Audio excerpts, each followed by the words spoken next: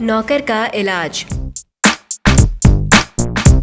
शेख सादी फारसी के बहुत बड़े शायर थे। आप ईरान के एक शहर शिराज में पैदा हुए और वहीं आपका मज़ार है। आपके किताबें गुलिस्तान और बोस्तान आज भी लोग बड़े शौक से पढ़ते हैं। इन किताबों में आपने कहानियों के जरिए ऐसी अक्लमंदी और नसीहत की बातें समझाई हैं जो इंसान को नेक बनने और नेकी की जिंदगी गुजारने में मदद देती हैं। शेख सादी बहुत ज़हीन और अक्लमंद थे। वो हर बात की तह तक फौरन पहुँच जाते थे। जब कोई मुश्किल आ पड़ती वो इसको हल करने के लिए ऐसी तदबीर बयान करते जो तीर की तरह निशाने पर बैठती थी। कहते हैं कि एक दफा एक अमीर आदमी अपने साथियों और नौकरों चाकरों के साथ कश्ती में बैठा दरिया की सैर कर रहा था। शेख सादी भी साथ थे। मौसम बड़ा अच्छा था, ठंडी ठंडी हवा चल रही थी। कश्ती में बैठे हुए सब लोग बहुत खुश थे, मगर अमीर के एक नौकर ने उन सब की खुशी का नाश कर रखा था। उस दिन से पहले वो कभी कश्ती में न बैठा था, इसलिए डर के मारे चीखे मार रहा था। इसके चीखने चिल्लाने की वजह से सब लोग परेशान थे। किसी की समझ में न आता था कि इसको कैसे खामोश कराया जाए। ये देखकर शेख सादी ने अमीर से कहा, अगर आप इजाजत दें तो मैं इस नौकर का इलाज करूं। अमीर ने इजाजत दे दी। इस पर शेख सादी ने अमीर के दूसरे नौकरों से कहा, इसे उठाकर दरिया में फेंक दो। नौकरों ने झट इस नौकर को उठाकर दरिया में फेंक दिया। वो गौते खाने लगा और शेख सादी खामोशी से बैठे तमाशा देखते रहे। जब वो कई गौते खा चुका तो शेख सादी ने नौकरों को हुक्म दिया, अब इसे पानी में से बाहर निकालो। नौकरों ने झट इसे बाहर निकाल दिया। अमीर ये देखकर हैरान रह गया। अब वो चीखने चिल्लाने की बजाय चुपचाप एक कोने में बैठ गया। उसने शेख सादी से पूछा, शेख साहब आपकी तरकीब तो खूब रही, लेकिन हमारी समझ में नहीं आता कि ये इलाज क्या था। शेख सादी ने जवाब दिया, जनाब बात ये थी कि ये शख्स पहले कभी कश्ती में सवार नहीं हुआ था। इसने पहली दफा दरिया देखा था, इसलिए डर रहा था। मैंने इसको दरिया में इसलिए डलवा दिया था कि इसका डर दूर हो जाए। देख लीजिए, 2-4 गौते खाने के बाद इसका डर जाता रहा और अब ये चुपचाप बैठा है। अमीर शेख सादी की इस दानाई पर बहुत खुश हुआ।